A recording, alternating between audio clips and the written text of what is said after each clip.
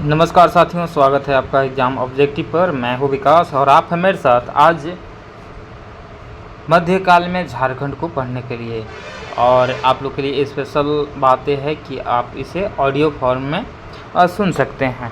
तो चलिए आज के टॉपिक स्टार्ट करते हैं और जानते हैं हम झारखंड में मध्यकाल। सबसे पहले हम पढ़ेंगे पूर्व मध्यकाल, उसके बाद हम आगे के जानेंगे। तो बात ऐसा है कि हर्षवर्धन की मृत्यु 647 ईस्वी और दिल्ली सल्तनत 1206 ईस्वी की स्थापना के बीच की अवधि को पूर्व मध्यकाल कहा जाता है। झारखंड राज्य का संबंध पूर्व मध्यकाल से भी रहा है। अब इसमें क्या संबंध रहा है उसको जानते हैं। पहला है महामाया मंदिर गुमला। तो हापामुनि गांव में स्थित महामाया मंदिर इस बात का प्रमाण है कि झारखंड राज्य का संबंध पूर्व मध्यकाल से रहा है। महामाया मंदिर का निर्माण नागवंशी शासक गजघट राज ने 1908 ईस्वी में कराया था। सियानाथ देव के द्वारा इसे विष्णु की प्रतिमा स्थापित की गई थी। इस मंदिर का प्रथम पुरोहित द्विज हरिनाथ नामक मराठा ब्राह्मण था। यह गजघट राय का धार्मिक गुरु था। दूसरा है टांगीनाथ का मंदिर। यह मंदिर गुमला में अवस्थित है। इस मंदिर का निर्माण भी इसी काल में हुआ था। तीसरा है छिन्नमस्तिका मंदिर, छिन्नमस्तिका शक्तिपीठ। रजरप्पा रामगढ़ का अष्टभुजी छिन्नमस्तिका शक्तिपीठ भी पूर्व मध्यकाल की पुष्टि करता है। छिन्नमस्तिका का बौद्ध ब्रज योगिनी का हिंदू प्रतिरूप है। चौथा है इटखोरी चतरा। झारखंड में इटखोरी चतरा के पाल शासक महेंद्र पाल के शिलालेख मिलते हैं। पाल काल में ही इटखोरी में माँ भद्रकाली की मूर्ति का निर्माण किया गया। उत्तर मध्यकाल बख्तियार खिलजी। अब आते हैं पूर्व मध्यकाल के बाद हम उत्तर मध्यकाल में बख्तियार खिलजी। बख्तियार खिलजी 1206 ईस्वी लगभग 13वीं शताब्दी में बख्तियार खिलजी ने झारखंड होकर बंगाल से सेन वंशी शासक लक्ष्मण सेन को राजधानी नदिया पर आक्रमण किया था।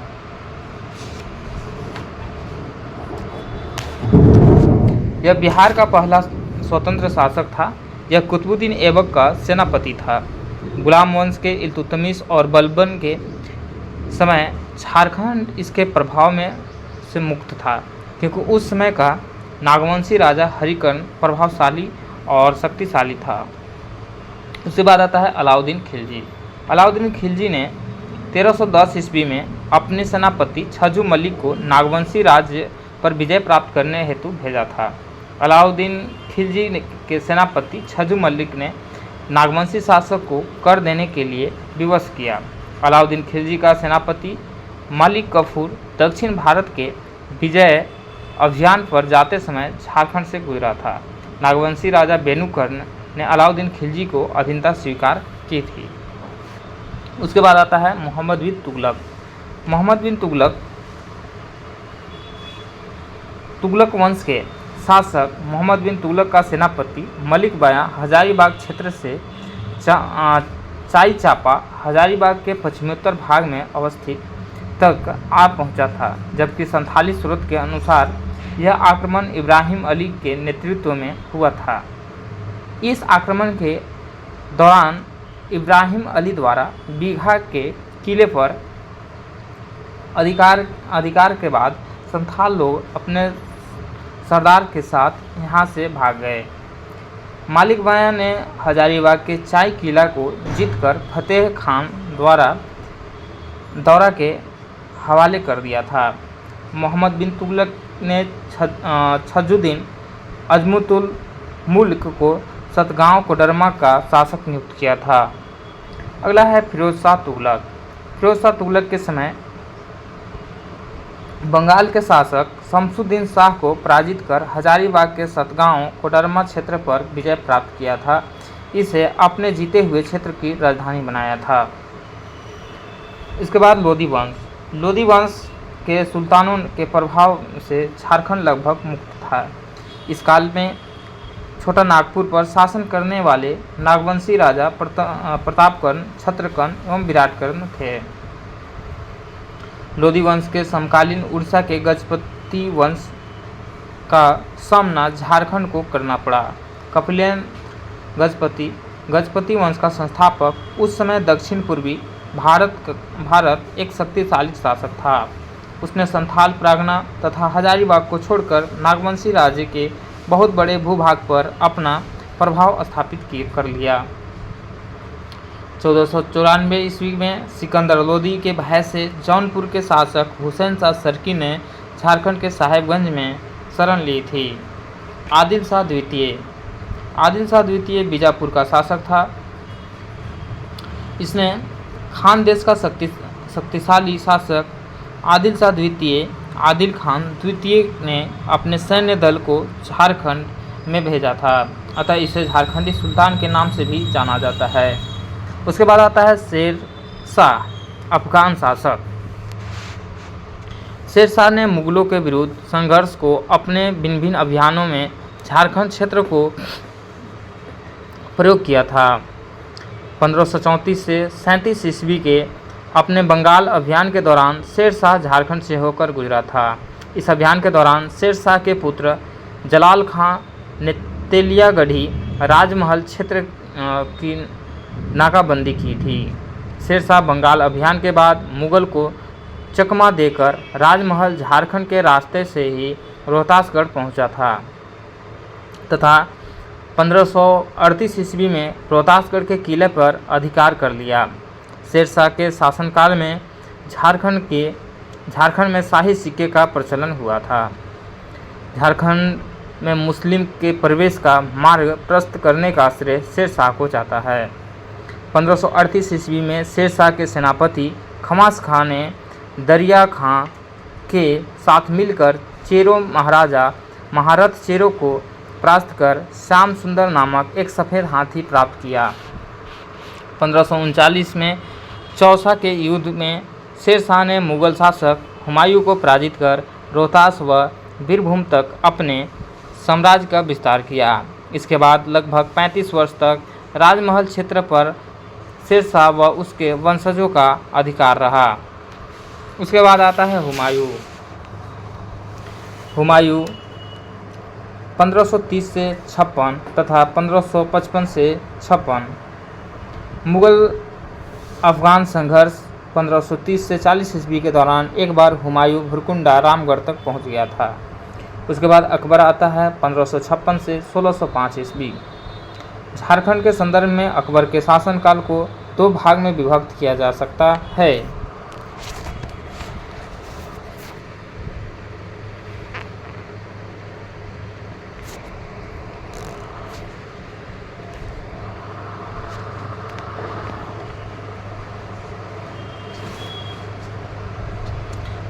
शासनकाल का पूर्वाधार 1556 से 76 ईस्वी एवं शासनकाल का उत्तराधार 1576 से 1605 ईस्वी।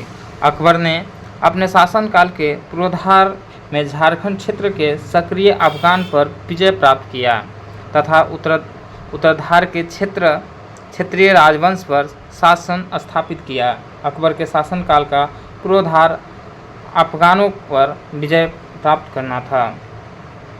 अकबर के विरुद्ध अभियान में अफगान ने झारखंड के क्षेत्र का उपयोग किया। 1575 ईस्वी में के टकरोई की लड़ाई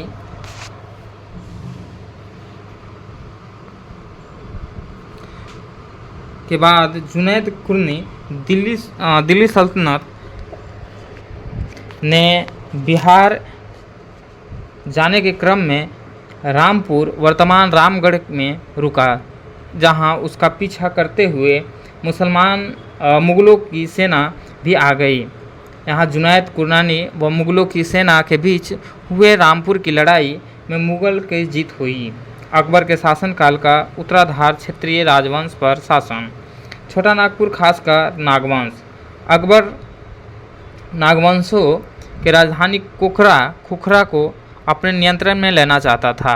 इसका प्रमुख कारण दक्षिण भारत जाने हेतु या युद्ध में इस क्षेत्र का उपयोग, सामरिक कारण, साम्राज्य विस्तार, राजनीतिक कारण, इस क्षेत्र की आर्थिक समृद्धि आर्थिक कारण आदि थे।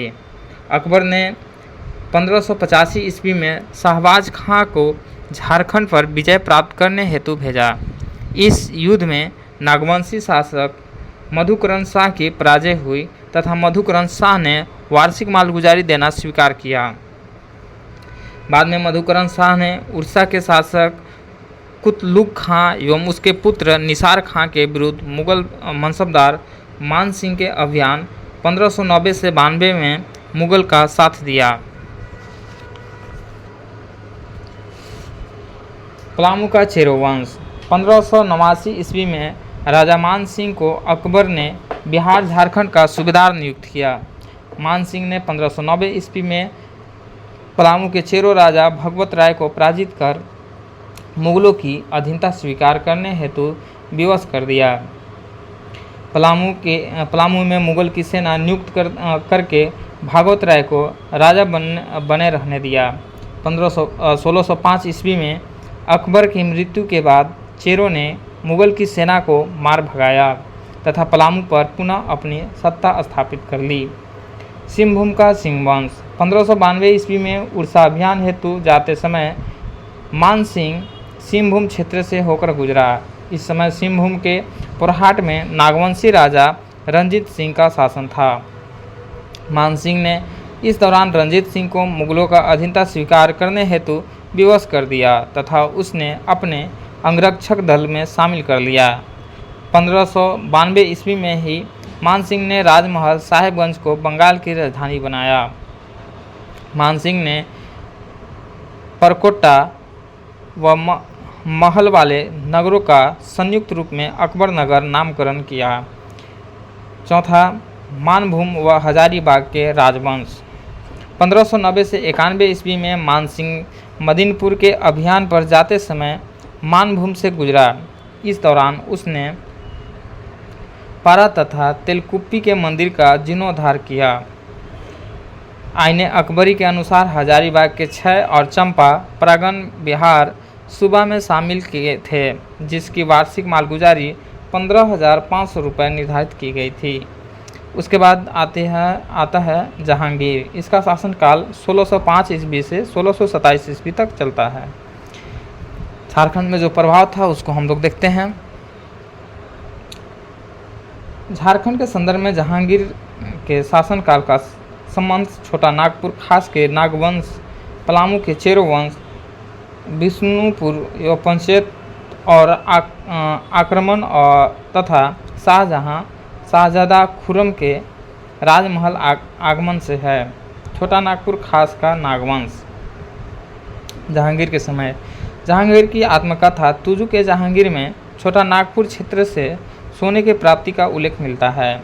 अपनी आत्मकथा तुजू के जहांगीरी में जहांगीर ने स्थानीय लोगों का द्वारा शंख नदी से हीरे प्राप्त करने के तरीके का वर्णन किया है। जहांगीर इस क्षेत्र की नदियों में मिलने वाले हीरे के कारण इन पर अधिकार करना चाहता था। जहांगीर के समय कोकरा का शासक दुर्जन साल मधुकरण शाह का उत्तराधिकारी था, जिसने मुगलों की अधीनता स्वीकार करने तथा मालगुजारी देने से मना कर दिया था। जहांगीर ने 1612 ईस्वी में जफर खां को बिहार का नया सूबेदार नियुक्त किया तथा उसे कोकरा क्षेत्र पर अधिकार करने का आदेश दिया, परंतु बीमारी के कारण जफर खां की मृत्यु हो गई तथा जहांगीर की इच्छा अधूरी रह गई। जहांगीर ने 1615 ईस्वी में इब्राहिम खां नूरजहां का भाई को बिहार का सूबेदार नियुक्त किया था। उसे कोकरा झारखंड पर विजय प्राप्त करने हेतु भेजा। इस दौरान इब्राहिम खां ने इस क्षेत्र पर विजय प्राप्त कर लिया तथा हीरो के लिए प्रसिद्ध शंख नदी को अपने अधिकार में ले लिया। इब्राहिम खां ने नागवंशी राजा दुर्जन साल को मुगलों का अधीनता स्वीकार करने का आदेश दिया तथा इसे मना करने पर दुर्जन साल को 12 वर्ष तक 1615 से 27 ग्वालियर के किले में बंदी बनाकर रखा गया था। इस अभियान से जुड़े सभी व्यक्तियों को पुरस्कृत किया गया तथा इब्राहिम खां को पाथ जंग की उपाधि प्रदान करते हुए 4 हजारी मनसबदार बनाया गया। 1627 ईस्वी में जहांगीर के दरबार में एक हीरे की असलियत को लेकर विवाद हो गया। इस हीरे को परखने हेतु दुर्जनशाल को ग्वालियर से शाही दरबार में बुला लिया गया। दुर्जनशाल द्वारा हीरे की पहचान कर लेने के कारण खुश होकर जहांगीर ने दुर्जनशाल को शाह की पदवी प्रदान करते हुए मुक्त कर दिया तथा उसका राज्य वापस कर दिया। इसके बदले दुर्जनशाल ने मुगल शासक जहांगीर को 6000 रुपये वार्षिक कर देना स्वीकार किया। इसके बाद जहांगीर के समय पलामू का चेरो वंश आता है। 1607 ईस्वी में अब्दुल फजल के पुत्र अफजल खां को जहांगीर ने बिहार का सूबेदार नियुक्त किया। अफजल खां ने जहांगीर के आदेश से पलामू के चेरो राजाओं के विरुद्ध एक सैन्य अभियान चलाया। उसके आक्रमण के समय पलामू का चेरोवंशी शासक अनंत राय था, परंतु आक्रमण के 2 सप्ताह के भीतर ही बीमारी से अफजल खां की मृत्यु हो गई तथा यह अभियान असफल हो गया। 1612 ईस्वी में के अनंत राय की मृत्यु के पश्चात सहबल राय पलामू का शासक बना। इसने अपने राज्य का विस्तार सड़क आजम जीटी रोड पर चौपारण हजारीबाग तक कर लिया। सहबल राय बंगाल की ओर जाने वाली मुगल काफिलों को लूट लिया करता था। इससे जहांगीर नाराज हो गया तथा उसने सहबल राय को बंदी बनाकर दिल्ली लाने का आदेश दिया। जहांगीर ने अपने मनोरंजन हेतु सहबल राय को एक बाघ से लड़ने का आदेश दिया। इस लड़ाई में सहबल राय की मृत्यु हो गई। सहबल राय की मृत्यु का समाचार मिलते ही चेरों ने सीमावर्ती मुगल क्षेत्र के उत्पात मचाना प्रारंभ कर दिया, जिसका मुगल अधिकारी ने दमन कर दिया। उसके बाद आता है बिशुनपुर व पंचेत पर आक्रमण। जहांगीर के शासनकाल में मुगल सेना ने मानभूम के बिशुनपुर पर अधिकार करने में सफलता प्राप्त की। जहांगीर द्वारा 1607 ईस्वी में अफजल खां को बिहार का सूबेदार नियुक्त किया गया था। अफजल खां ने बंगाल के मुगल सूबेदार इस्लाम खां के साथ मिलकर पंचेत के जमींदार वीर हमीर को पराजित किया। खुरम शाहजहां का राजमहल आगमन। अब इसके बाद आते हैं खुरम यानी कि शाहजहां के समय, जहांगीर के बाद शाहजहां। खुरम जहांगीर का पुत्र था तथा दक्षिण भारत का मुगल सूबेदार था। खुरम ने 1622 ईस्वी में मुगल बादशाह जहांगीर के विरुद्ध विद्रोह कर दिया था तथा वर्धमान होते हुए राजमहल आ पहुंचा। खुरम ने राजमहल क्षेत्र में बंगाल के मुगल सूबेदार इब्राहिम खां को एक लड़ाई में मार दिया तथा राजमहल पर आक्रमण कर लिया। बाद में मुगल बादशाह से सुलह होने के पश्चात खुरम पुनः दक्षिण भारत लौट गया।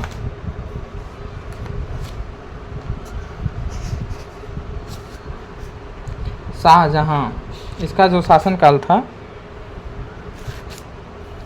1627 से 1658 ईस्वी तक। इसके समय देखते हैं क्या क्या हुआ झारखंड में। झारखंड के संदर्भ में शाहजहां का शासनकाल का संबंध छोटा नागपुर खास के नागवंश, पलामू के चेरो वंश, सिंहभूम के सिंह वंश तथा अन्य क्षेत्रीय राजवंश से है। पहला देखते हैं छोटा नागपुर खास का नागवंश। जहांगीर के बाद बंदी से मुक्त होकर दुर्जनशाल ने 1627 ईस्वी में अपनी राजधानी कोकरा आया तथा 1640 ईस्वी तक यह शासन किया। दुर्जनशाल ने सुरक्षा की दृष्टि से अपनी राजधानी कोकरा से दोईसा स्थानांतरित कर दिया, जो लगभग 100 वर्ष तक नागवंशियों की राजधानी रहा।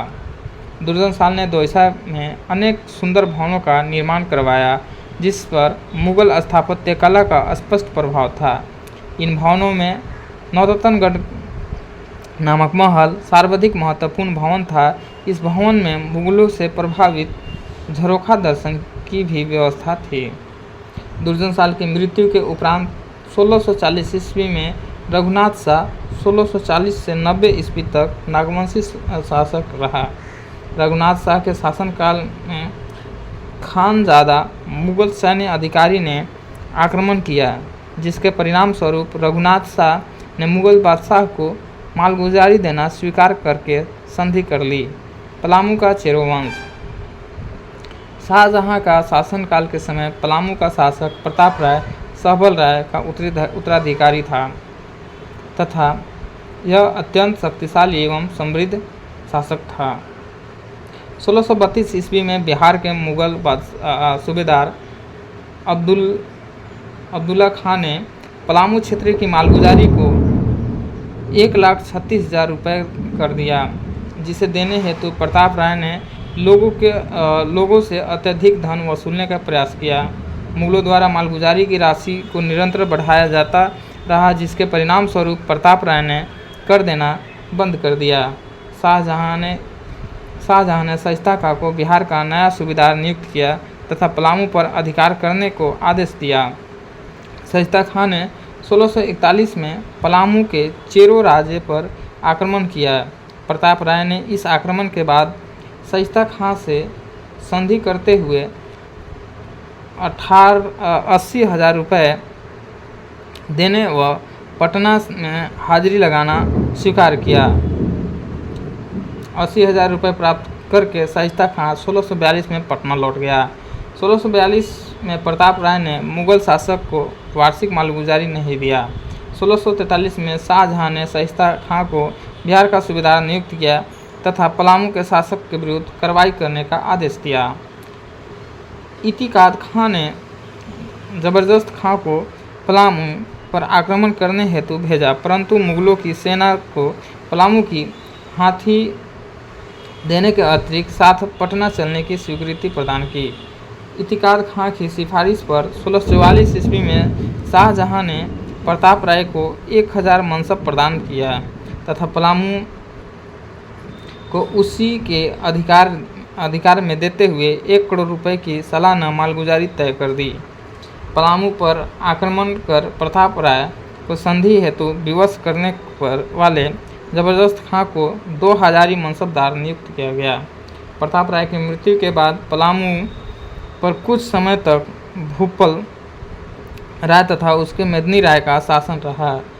पुराना किला का निर्माण प्रताप राय के शासनकाल में हुआ था। बाद में मेदिनी राय ने यहाँ नया किला का निर्माण कराया था। उसके बाद आता है सिंहभूम का सिंह वंश।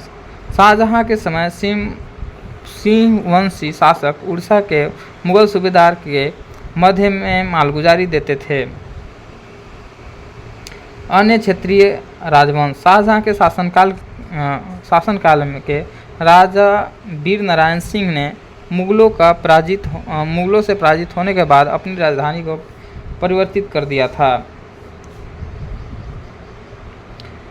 1639 में बंगाल की राजधानी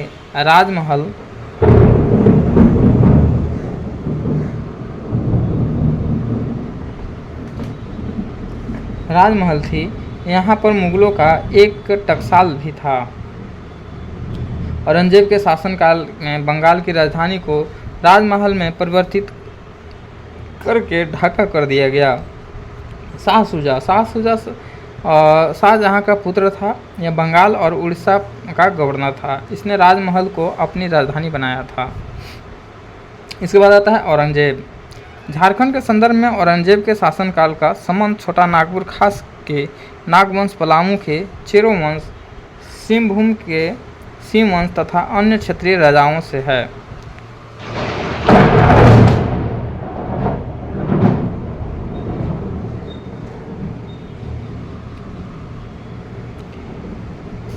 चलिए अब चलते हैं हम लोग छोटा नागपुर खास का नागवंश।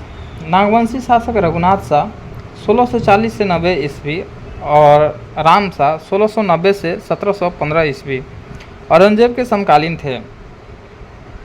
औरंगजेब के शासनकाल में अधिकांश समय तक कोकरा का नागवंशी राजा रघुनाथ शाह था। रघुनाथ शाह का धर्मगुरु ब्रह्मचारी हरिनाथ था।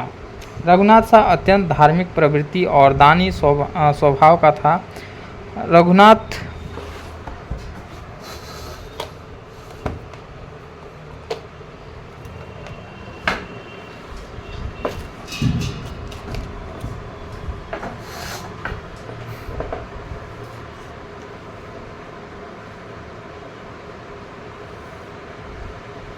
रघुनाथ शाह के शासनकाल के लक्ष्मी नारायण तिवारी ने मदन मोहन मंदिर बोड़िया रांची का निर्माण कराया। रघुनाथ शाह के शासनकाल में हरि ब्रह्मचारी ने रांची के चुटिया नामक स्थान पर राम सीता मंदिर का निर्माण करवाया। फ्रांसीसी यात्री टैवर्नियर के अनुसार रघुनाथ शाह के राज्य पर केवल एक बार ही मुगल आक्रमण हुआ, जिसमें रघुनाथ शाह को अधिक क्षति नहीं हुई।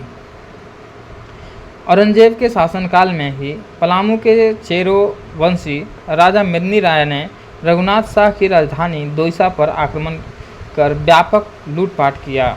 इस लूटपाट में मेदिनी राय को पत्थर का एक विशाल फाटक प्राप्त हुआ। मेदिनी राय ने पलामू के पुराने किले के समीप एक पहाड़ पर नया किला का निर्माण कराया तथा इसमें दोईसा से प्राप्त पत्थर का विशाल फाटक लगवाया। इस फाटक को नागपुर दरवाज़ा कहा जाता है। रघुनाथ शाह के बाद रामशाह नागवंश का शासक बना, जिसका मुगल बादशाह औरंगजेब के साथ सौहार्दपूर्ण संबंध था। 1692 ईस्वी में रामशाह ने औरंगजेब को 9,705 रुपये मालगुजारी रूप से प्रदान किया। रामशाह ने मुगल रीवा एवं सिंहभूम राज्य पर आक्रमण किया। इसने रीवा व सिंहभूम के साथ वैवाहिक संबंध स्थापित किया था। रामशाह ने अपने पुत्र एनी शाह का विवाह रीवा नरेश की पुत्री से किया तथा अपनी 2 बहनों का विवाह सिंहभूम राजा जगन्नाथ सिंह के साथ किया था। पलामू का चेरो वंश।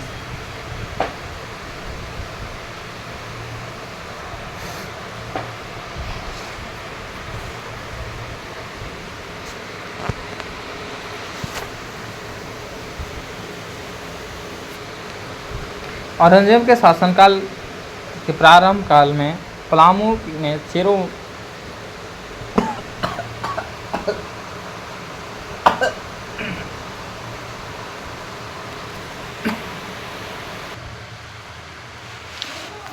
पलामू का चेरो वंश। औरंगजेब के शासनकाल के प्रारंभ काल में पलामू के चेरो राजा मेदिनी राय का शासन था।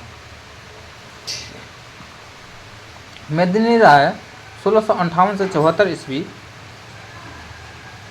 सर्वाधिक शक्तिशाली चेरोवंशी शासक था। मेदिनी राय के मुगलों की अधीनता स्वीकार करने तथा उन्हें कर देने से मना कर दिया। इसके साथ ही वह समवर्ती मुगल राज्य पर आक्रमण कर लूटपाट भी करता था। औरंगजेब ने अपने सूबेदार दाऊद खां को 1660 ईस्वी में पलामू पर आक्रमण करने व मेदिनी राय से कर वसूलने हेतु भेजा। 23 अप्रैल 1660 ईस्वी को दाऊद खां पटना से चला तथा सबसे पहले दाऊद खां ने 5 मई 1660 को कोठी के किले पर तथा इसके बाद 3 जून 1660 को कुंडा के किले चतरा पर अधिकार कर लिया। कुंडा के शासक चुन राय ने पराजित होने के बाद इस्लाम धर्म स्वीकार कर लिया। इससे नाराज होकर मेदिनी राय के कहने पर सूरन राय के भाई ने सूरन राय की हत्या कर दी। 25 अक्टूबर 1660 को दाऊद खां चेरो राज्य की राजधानी की ओर आक्रमण हेतु बढ़ा तथा 3 नवंबर 1660 को तरसाही पहुंचा। मेदिनी राय ने अपने मंत्री सूरत सिंह के माध्यम से तरसही पहुँचे दाऊद खां को संधि का प्रस्ताव भेजा। दाऊद खां ने संधि के इस प्रस्ताव की सूचना औरंगजेब को भेजी तथा बादशाह का उत्तर आने तक युद्ध विराम की घोषणा कर दी। इस बीच पलामू के राजा के कुछ लोगों ने मुगलों के एक काफिले को लूट लिया। इससे नाराज होकर दाऊद खां पलामू पर आक्रमण करने हेतु राजधानी तक आ गया। मेदिनी राय युद्ध की तैयारी करने लगा। इस दौरान औरंगजेब ने मेदिनी राय को इस्लाम धर्म स्वीकार करने और एक निश्चित दर से कर देने हेतु प्रस्ताव भेजा। इससे स्वीकार करने पर मेदिनी राय को उसे पद पर बने रहने का प्रस्ताव था। मेदिनी राय ने औरंगजेब का यह प्रस्ताव ठुकरा दिया तथा युद्ध की घोषणा कर दी। औरंगा नदी के तट पर स्थित नए किले के समीप मुगलों की सेना तथा मेदिनी राय के बीच युद्ध शुरू हो गया। इस अंग्रेजों की सेना भारी पड़ी तथा मेदिनी राय की सेना कमज़ोर पड़ने लगी। मेदिनी राय ने किले से कीमती सामान देकर महिलाओं और बच्चे को जंगल में भेज दिया तथा स्वयं नए किले में ही रुका गया। मुगल सेना द्वारा नए किले पर आक्रमण करने के बाद मेदिनी राय भी जंगल की ओर भाग गया। बाद में मेदिनी राय ने सुरजा में शरण ली थी। इस प्रकार पुराने व नए किले सहित चेरो राज्य पर मुगल ने अधिकार कर लिया। कुछ समय बाद शाहसी चेरो ने पुनः देवगन के किले के पास मुगल से युद्ध किया, परंतु दाऊद खां के एक सेनापति शेख सफ़ी ने उन्हें पराजित कर इस किले पर भी कब्जा कर लिया। दाऊद खां ने पलामू पर विजय प्राप्त करने के बाद यहाँ प्रशासनिक व्यवस्था स्थापित करके मनकली खां को यहाँ का फौजदार नियुक्त कर दिया तथा स्वयं पटना लौट गया। दाऊद खां ने पलामू विजय स्मृति में पलामू किला की एक मस्जिद का निर्माण कराया था। दाऊद खां पटना लौटते समय पलामू किले का सिंह द्वार अपने साथ ले गया तथा उसे दाऊद नगर की अपनी गढ़ी में लगवा दिया। इस अभियान में सफलता से खुश होकर मुगल बादशाह औरंगजेब ने दाऊद खां को पुरस्कार के रूप में 50,000 रुपये की मोतियों की माला दी तथा औरंगाबाद स्थित अमछा, मनोस व गोह नामक स्थान उसके अधीन कर दिया। 22 अगस्त 1666 को पलामू को बिहार के सूबेदार के अधीन करते हुए मनकली खां को स्थानांतरित कर दिया गया। मनकली खां के जाने के बाद मेदिनी राय सरगुजा से पुनः पलामू लौट गया तथा अपने राज्य पर अधिकार कर लिया। मेदिनी राय ने अपनी बुद्धिमत्तापूर्ण नीति द्वारा शीघ्र ही पलामू राज्य की आर्थिक स्थिति की सुदृढ़ कर दिया। मेदिनी राय को न्यासी राजा की संज्ञा दी जाती है तथा मेदिनी राय के शासनकाल को चेरो शासन का स्वर्ण युग की संज्ञा दी जाती है। 1674 ईस्वी में मेदिनी राय की मृत्यु हो गई, जिसके बाद पलामू का क्रमशः रुद्र राय 1674 से 80, दीपकल राय 1680 से 97 तथा साहेब राय 1697 से 1716 ईस्वी का शासन किया। अन्य क्षत्रिय राजा औरंगजेब के शासनकाल में हजारीबाग क्षेत्र में 5 प्रमुख राज्य रामगढ़, कुंडा, 6 कैदी और खड़गदिया थे। इसमें रामगढ़ सर्वाधिक महत्वपूर्ण था।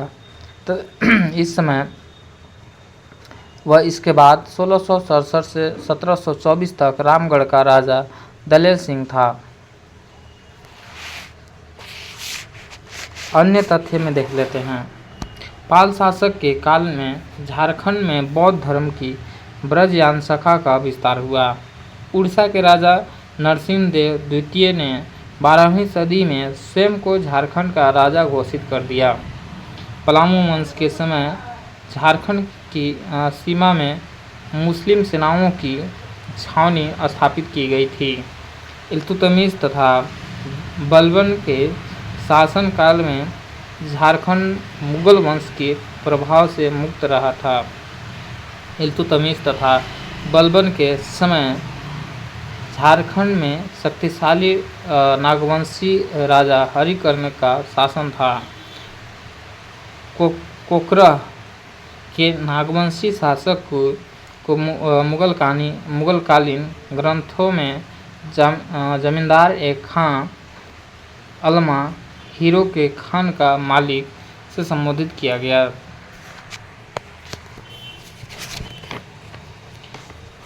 तो आज के लिए इतना ही रखते हैं। हमारा मध्यकाल झारखंड में ख़त्म हुआ। इसके बाद पढ़ेंगे हम लोग झारखंड के क्षेत्रीय राजवंश के बारे में। तब तक के लिए धन्यवाद।